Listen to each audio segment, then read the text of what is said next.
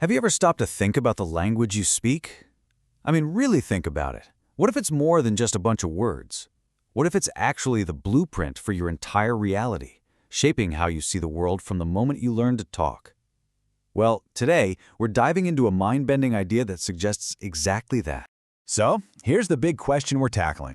Does your native tongue build the very framework of your mind? Is it possible that someone who speaks a totally different language literally perceives the world differently than you do? It's a huge, fascinating idea, and it all revolves around something called the Sapir-Whorf hypothesis. Now, this whole concept wasn't just pulled out of thin air. It came from two American linguists back in the early 20th century, Edward Sapir and his student, Benjamin Lee Whorf. And their big argument was that language isn't just a tool we use to describe our thoughts. They believed it's the powerful force that creates those thoughts in the first place. Okay, so the hypothesis kind of has two different flavors, a strong one and a weak one. And to really get it, we have to start with the most extreme version, an idea so dramatic it's often called the language prison. The formal name for this prison is linguistic determinism, and the key word here is determinism. It's an all-or-nothing idea. It's not saying language just kind of nudges our thoughts around. No, it's saying it determines them. It literally builds the walls of our consciousness, and supposedly, we can't think outside of them. This quote really says it all. The idea is, if your language doesn't have a specific word for a concept, then you simply cannot have that thought. Your mind is basically locked inside the vocabulary and grammar that you know. It's a really powerful and, let's be honest, a kind of terrifying thought. The classic case study for this came from Whorf's own research on the Hopi language. He claimed that, unlike us English speakers who see time as this long road that you can chop up into seconds and days and years, the Hopi language doesn't do that. For them, time is more like a continuous flowing process, like a constant unfolding of events. Whorf argued that wasn't just how they talked about time, it was their actual reality. But hold on a second. Is that really true? Are we all just trapped inside our grammar?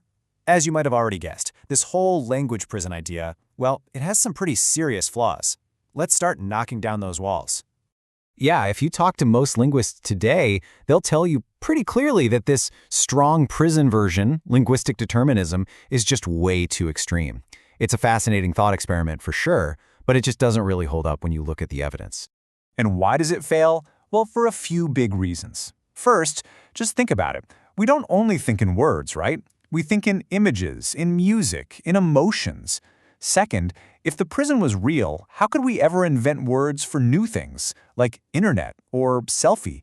And finally, things like math and physics are understood by people all over the world, no matter what language they speak.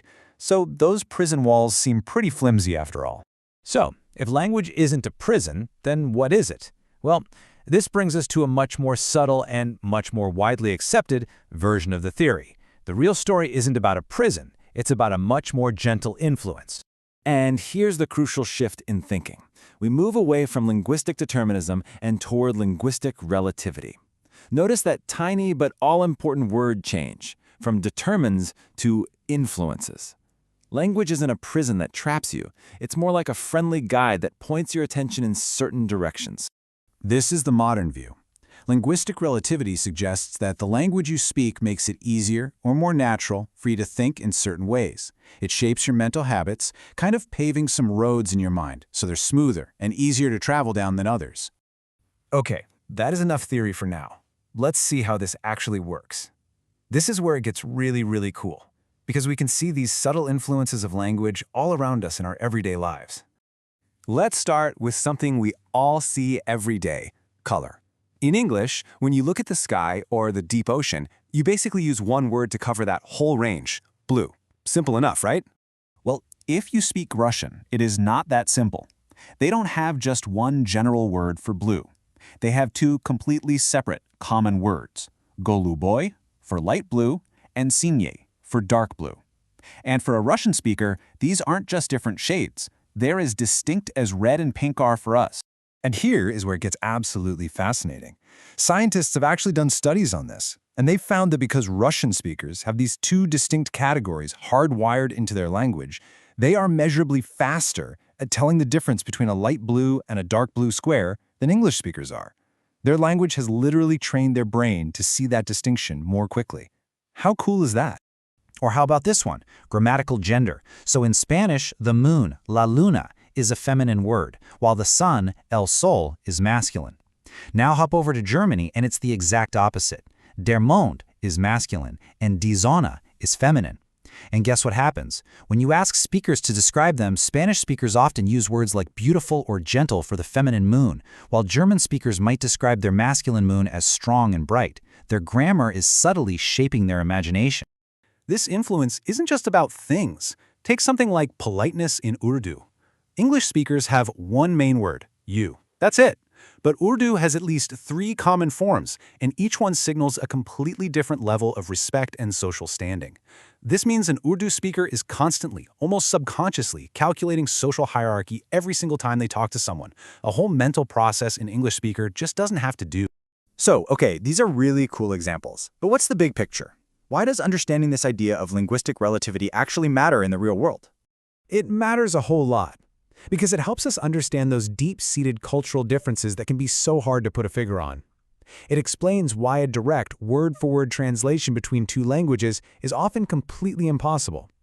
You're not just swapping words, you're trying to bridge 2 different ways of thinking, and that's absolutely crucial for everything from international diplomacy to business to just trying to communicate with more empathy and understanding. So at the end of the day, language isn't a prison. A much better way to think about it is like a lens or a filter. It doesn't stop you from seeing all of reality, but it definitely brings certain parts into focus. It shapes what your brain notices first and what your culture has decided is important enough to have a word for. And that really leaves us with a final question to think about for ourselves. What concepts, what feelings, what ideas does your native language make it easier for you to think about? What are those well-worn mental paths in your own mind shaped by the words you use every single day?